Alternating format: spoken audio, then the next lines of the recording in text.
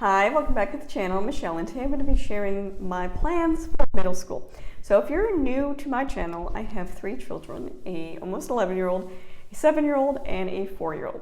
So my oldest will be entering 6th grade next year, so we're getting ready for the middle school years.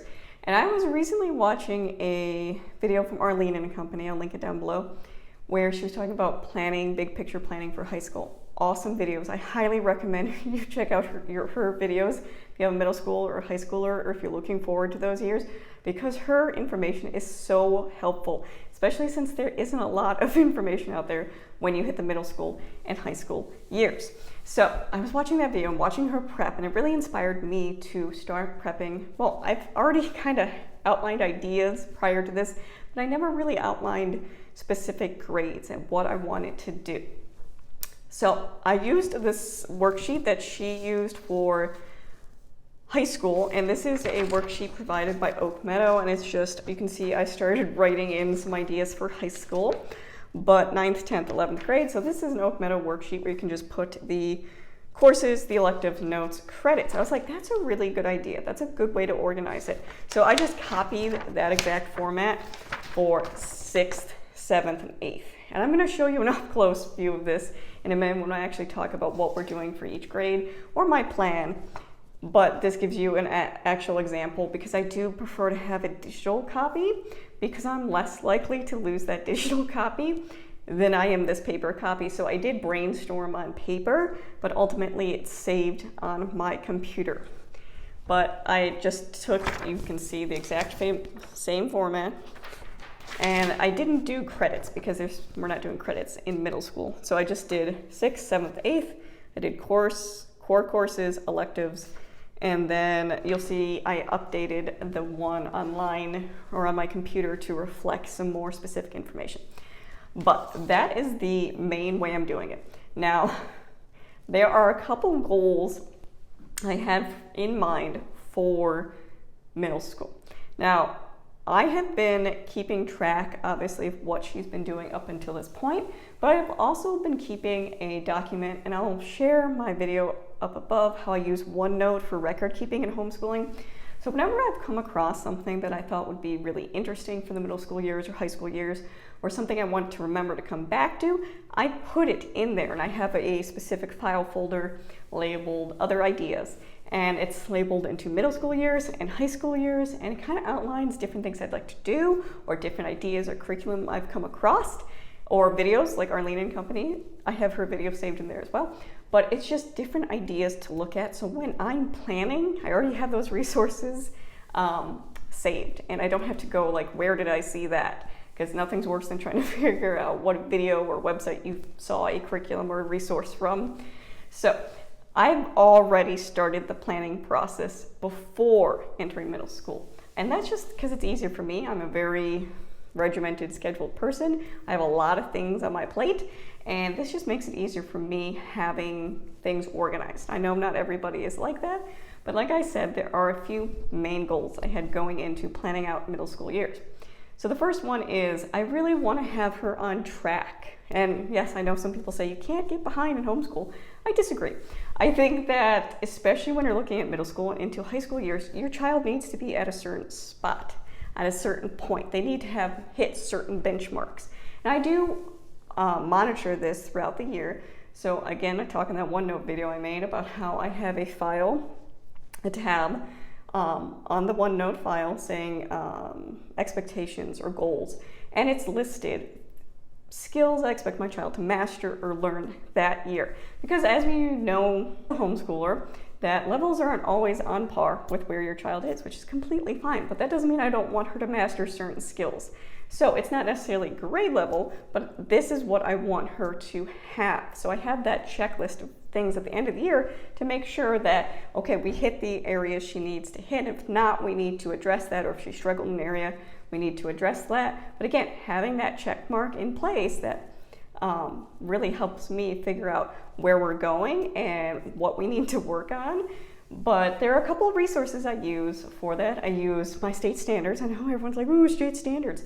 It's a really easy free resource to access that give you ideas of what kids are learning at that grade level, because my children always have the option of returning to public school. They have a say in their education. So if they ever want to return, I need to make sure that they are where they need to be.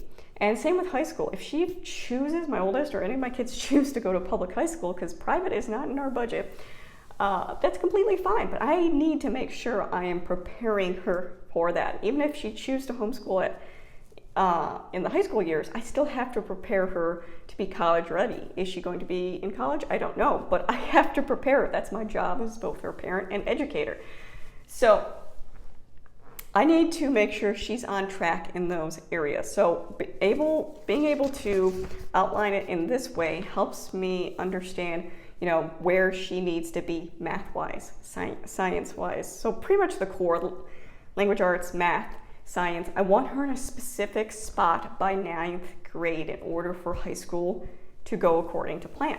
And as one of the things we're going to be tackling in middle school is Microsoft Office. I think this is a really important skill to have. So not just typing, but how to use Word, how to use Excel, how to use OneNote, how to use PowerPoint. These are really important skills that I think all people in general need to understand. So in order for her to access that later in middle school, she has to have a certain number of computer skills before entering that.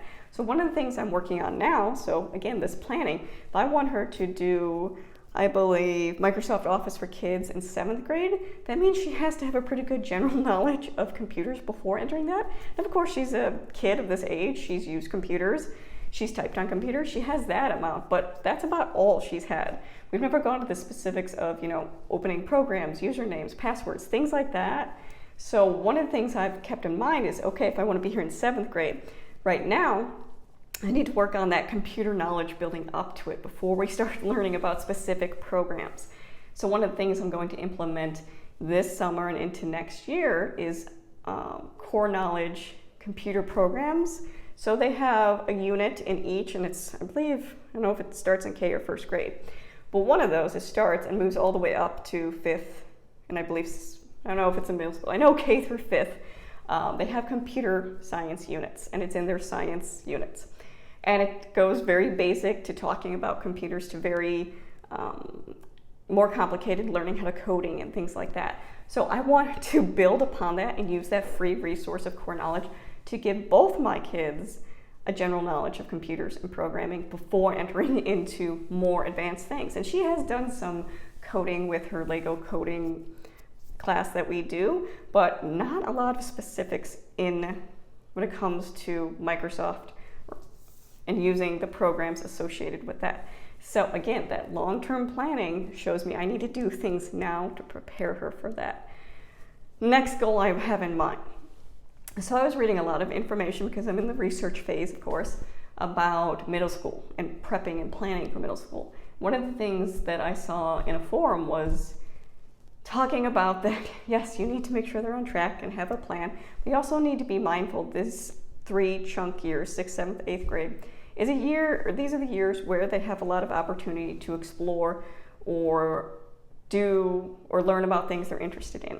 Because yes, you can do that in high school, absolutely, but there are a lot of subjects that are taken up that you're required to do in high school that you've never been, probably, depending on where you live, of course, required to take. So she's going to have a lot of high school classes that, yes, we can choose the curriculum to fit that class, but she will still have to take economics. She will still have to take government. She will still have to take U.S. history. She's going to have to take certain subjects.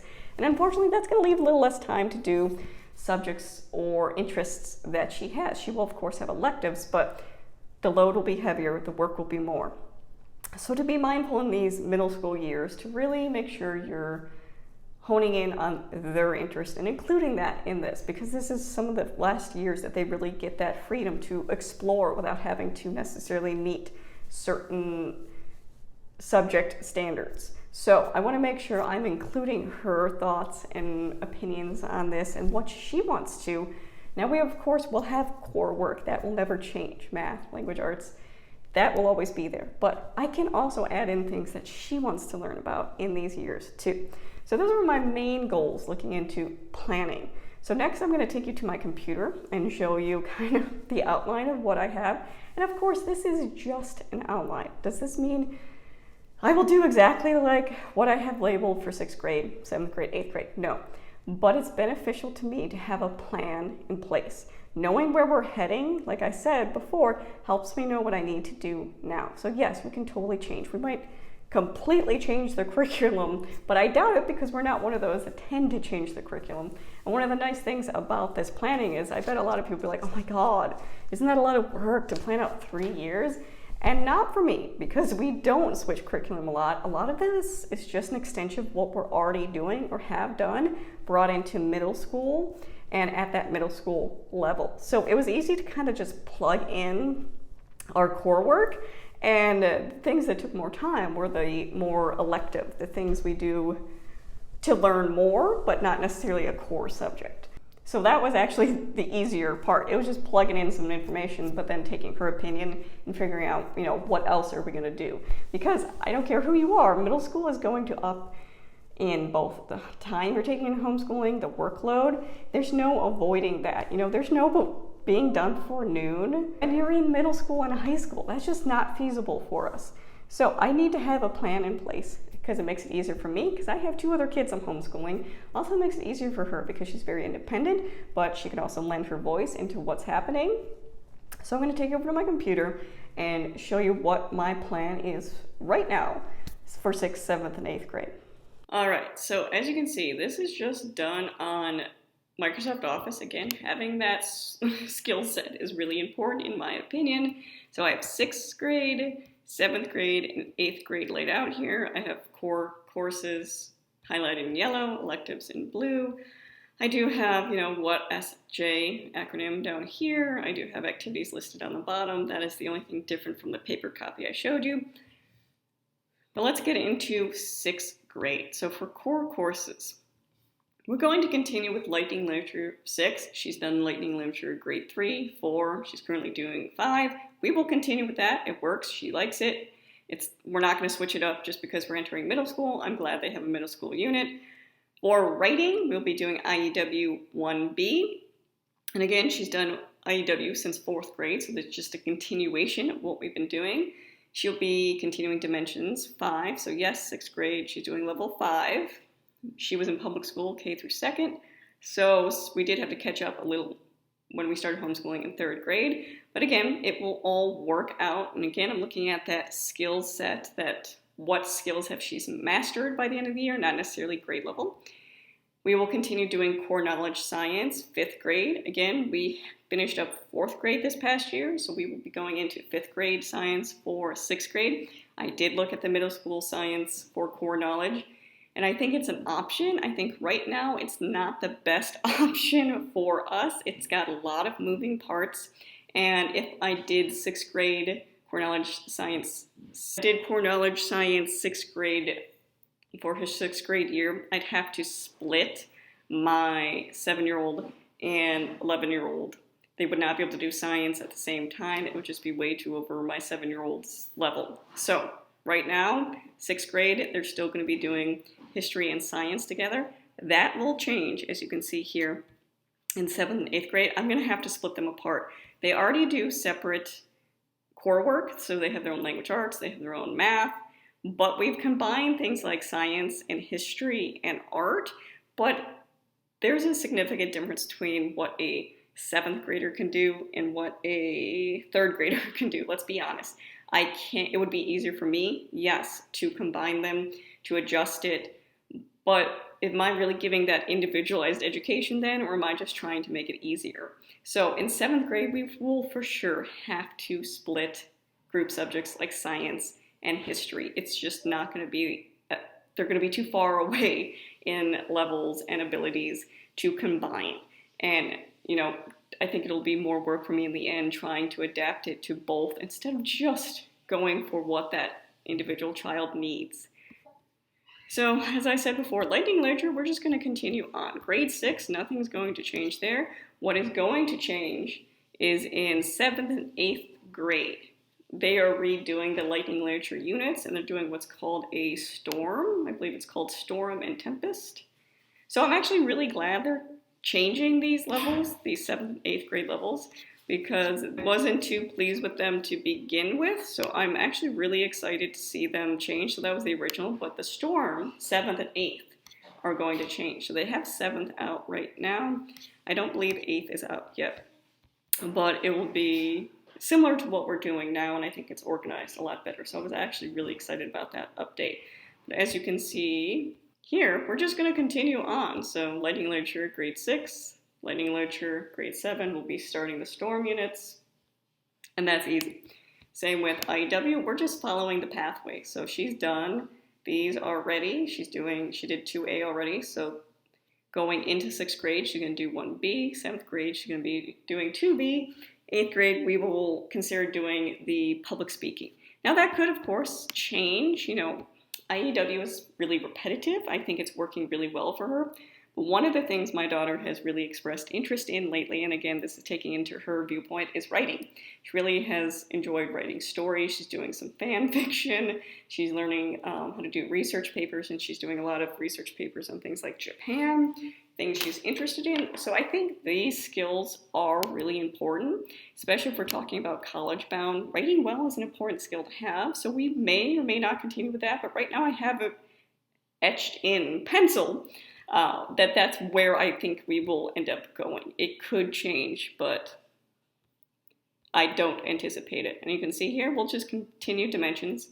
We'll do dimensions 5, dimension 6, dimension 7. And I know some people have some issues with the middle school dimensions program, but again, I will see if it works for us. I'm not going to change something just because somebody else is like, oh, that didn't work for us. I'm willing to try it because we've done dimensions from the beginning to see what happens in middle school. I'm going to see. Next is core knowledge science. You can see here.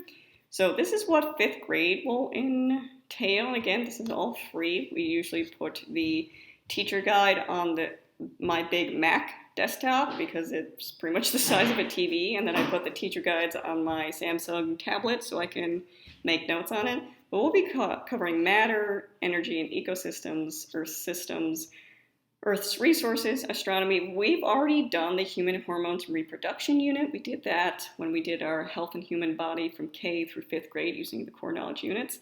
And like I said before, we will be using the computer program units this summer and into next year as well.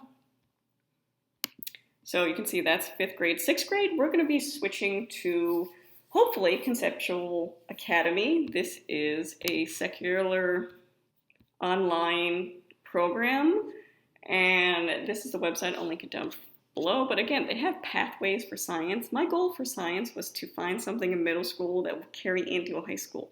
I think the transition to high school will be a lot easier if she starts something in middle school and just carries that over. I know there's a ton of different suggestions people have out there, but this, looking into the information, I already picked up the textbook associated with it. And again, this covers 2 years. So this will be 7th and 8th grade for this one textbook. And it has a textbook. It also has online components. It has videos. So we're going to try that for at least 7th grade. And if it goes well, we will continue it into 8th grade, as you can see here, because according to this pathway, it's a 2-year program. Then in high school, she would follow this path. But again, if I want her to be able to do physics in 9th grade, she needs to be in a certain place science-wise before we get there. So again, that's, setting her up for success. And then history. So we'll be doing core knowledge U.S. history. So that is this right here. Again, completely free online. We've spent this past year doing Oh Freedom, a conscious U.S. history curriculum, and it was great. It's been going really well. It definitely gives a different perspective on history, and that's the first exposure I wanted my kids to have to history, is the other perspective before we go into the more Eurocentric focused version of it. I do think core knowledge does a decent job. I think there's a lot of history curriculums out there that don't bring in any perspectives or provide only one perspective. Although I don't think it's the most inclusive curriculum, I think it does have a really good jumping off point. So we'll be doing a history of the United States. And again, I will just do it as I do all my core knowledge units, that the readers will be on the desktop, and we'll go through them together, and the teacher guide will be on my Samsung tablet, and we will go for that. But I'm excited to see.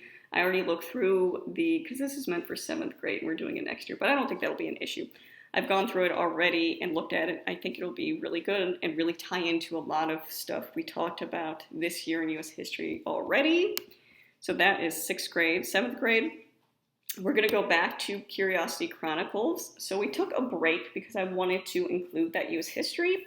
And when I did the research on U.S. history, I realized we would be doing 2 years of it to really get a lot of perspective. And U.S. history is really long. So to go into the entirety of it, I think is going to take at least 2 years. So in 7th grade, we're going to go back to Curiosity Chronicles Modern, which I'm really excited about. We've always really enjoyed Curiosity Chronicles. We did medieval and we did early modern, so this is the next in line. Because we're doing modern, that means we'll be bringing in Torchlight 4, Ideas and Identity, because they go together. Torchlight includes Curiosity Chronicles in their scheduling. Will we be doing everything in Torchlight? No, we don't do the writing component of that. Sometimes we touch on the art and the music, but it's not a main focus for us. But I really enjoy the idea that Torchlight 4 is about identity and ideas, because I think especially in 7th grade, this is an area you really want to cover in those middle school years. I'm really excited to combine that and bring back Torchlight. And then for 8th grade, we will be doing world history. And again, core knowledge, we'll utilize that free resource. And it's multiple, so we'll be doing, so yeah, I'm excited to go over these. And again, these are really good free resources. I think people assume because they're free, they're not good, but everything I've come across in core knowledge has been exceeding my expectations. So I'm excited about that. And then for electives, so to make this a little bigger, 6th grade, for social justice, and you can say that SJ, social justice, that's a main focus in our homeschool, and it always has been. I'll link up above why that is, how and why I teach social justice in our homeschool. So for 6th grade, we're going to be using the core knowledge language arts units, Blessings of Liberty, and students will be focusing on issues of racial and gender discrimination and equality with an emphasis on voting rights for Black Americans and women. So I think this will be a great addition, especially since the amount of history we've covered recently, that this will tie into it, because we're looking at focuses on movements for justice, rights, and freedom in the United States by addressing historical subjects through language arts. So we're going to be talking about specific people in here. So I think it's going to be really good and really fit into what we're already doing. For 7th grade, I don't have a specific social justice idea to fit in that category. I'm hoping Mint and Bloom will come up with something that I can use. We did Power of the People this past year, and it was really good. So I'm hoping they come up with another social justice unit to do. If not, I can always do the little Justice Leader subscription box, but I left that blank because, again, we can fill that in as we go. So for 8th grade, she will be doing Oak Meadow Civics. This is something I found used on eBay that I've already purchased, and I'm really excited for her to do that for 8th grade. Next, for 6th grade. So we have Sadler vocab. We've been doing that for the past 2 years. It's worked really well. We will continue that into the middle school years because she is a avid reader, so she's exposed to a lot of vocab naturally, but I'm definitely, again, starting to prep her in those middle school years for what's coming in high school, such as ACT and SAT. Art, we're going to focus on having art as a more core subject. We've done it in the past where we've done it all year. We've done it in the past where we just did it in the summer. But in middle school, I want to make an effort to really include it in every single year. And Arlene actually put a video up about middle school art, and I'll link that down below for you. It was really great, and that's what we're actually going to be doing. So 6th grade will be Introduction to Art, 7th will be Exploring Art, and 8th will be Understanding Art. And my sister-in-law is actually an art teacher in the public school system, and she really liked when I showed her these things. So next, we will be doing Hearth's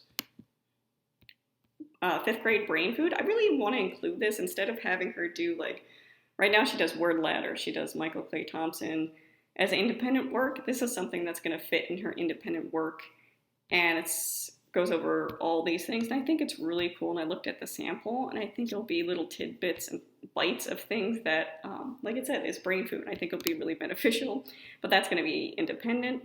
Health, we're going to continue using the puberty books. I will link up above or down below if I run out of links, or my video on resources I use for puberty and sexual reproduction, but that's just going to be a continuation of the books I mentioned in there. So as you can see here, Torchlight is going with Curiosity Chronicles. So this is Torchlight Ideas and Identities. And again, I haven't purchased all of this stuff yet because it's just a plan. It might change, but having a plan helps me know where I'm going. So we will definitely do the poetry, we'll do the literature. I always love Torchlight's literature. The history will be Curiosity Chronicles. We will not do the science because, again, we have something else for that.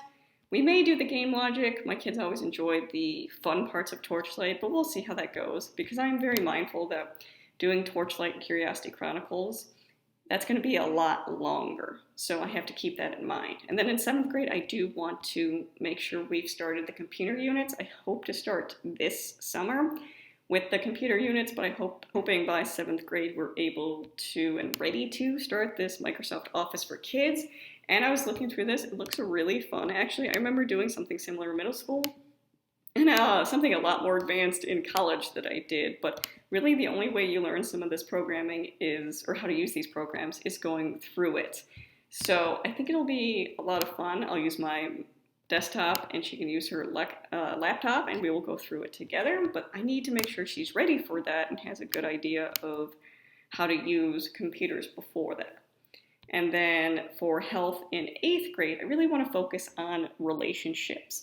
So again, I do have some of those books that I list in that video as well, but I'll be researching on specific, healthy relationships with both friendships and also significant others, dating. We'll start hitting that area in 8th grade and bringing in some really good literature to help facilitate that discussion.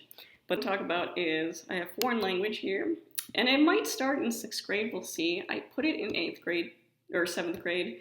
It might start in 6th or 7th grade. I put it in 8th grade because I know it looks like a lot here in 7th, so I'm not sure how she's going to do work-wise with that. So might start it earlier, might start later. But Japanese is something she actually requested and really wants to learn more about. She's really interested in Japan in general, and she wants to learn how to speak it. So again, I will do my best to my ability to find resources for her to do. It's definitely not something I can teach. I'm not fluent in Japanese, not even close. So one of the resources I found that I'm looking into that could be a potential option would be this Japanese from Zero series.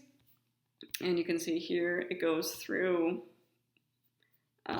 different, and it does have different languages as well, but it goes through different books and years of it, and it does have YouTube that goes with it as well. And my library also has something called Mango Languages, which has Japanese instruction within it as well. So that's an option. From what I've read online, Duolingo isn't a great option for learning Japanese. And we trialed Rosetta Stone. She didn't really like that. So this is my potential, as you can see in here, for foreign language, or I should really write world language for that.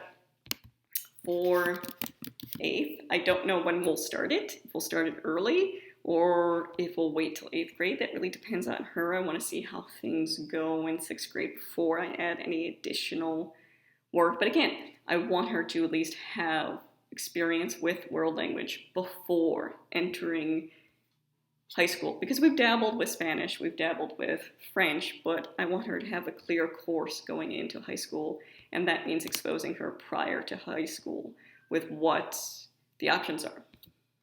That is my current plan for 6th, 7th, 8th grade. I do have down here activities, so she's currently doing Lego coding, which I hope she'll continue doing, but she can always change her mind. We will continue doing our co-op on Fridays. She will continue her horseback riding. That's her activity of choice. In 7th and 8th, she will actually be starting confirmation class with our church. So she's going to be, we do it with 3 other churches, so it's a lot of kids in her peer group, which I'm really excited about. And it's learning more deeply about her faith and understanding her faith and coming up with her own ideas where she is in her faith journey. So I think she's going to actually really enjoy that class. And of course, with that, there will be multiple youth gatherings throughout the year. They do go to different camping and trips and different things they do throughout the year that she'll be participating in. So I need to be mindful of that in 7th and 8th grade too, that she'll be actually taking confirmation class as well as doing youth activities with the other kids in that class. So that will be really nice, because one of the things I've struggled with is finding her peer group, because a lot of people seem to send their kids back to public school or go to private school in the middle school years because it can be harder. But as you can see here, this wasn't really difficult for me to do. A lot of this was just plugging in the things we are currently doing and figuring out where I want her to be by 9th grade. The electives was making sure I'm taking her voice in there and seeing what sorts of things she was really important, that she wants to do art. She really enjoys social justice and activism and learning more about those things. I think health is really important, that we continue to talk about these. Same with Microsoft Office. So I think I have a really good outline of where we're going. And again, it doesn't have to follow this exact outline, but knowing where we're going is going to be very helpful for me and make things easier in the long run.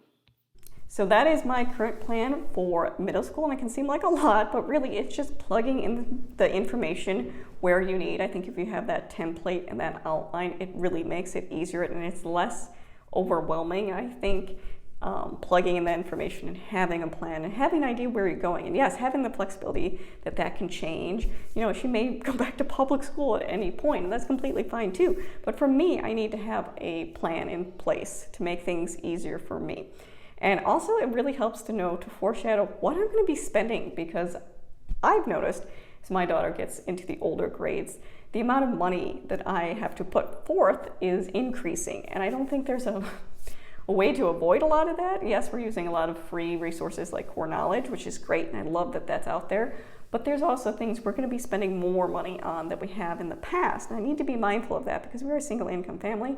And yes, that's by choice, but I don't have this, crazy amount of money to shove at homeschooling. I need to be mindful of the purchase I'm making. If I know what I'm going to be purchasing ahead of time, I can really plan and budget accordingly. So that is really the main things I will be doing. That's how I looked at planning. And a lot of that is just research, plugging in the stuff, figuring out where you're going, but also letting your kids have a voice in this, because like I said, these middle school years are really important for them to be exploring their identity and where they fit in the world, and having access to a lot of different perspectives I think is important.